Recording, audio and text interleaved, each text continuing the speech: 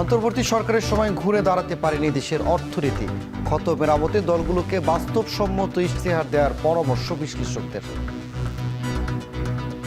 সব জায়গায় এক ধরনের কিন্তু স্থবিরতা কাজ করছে।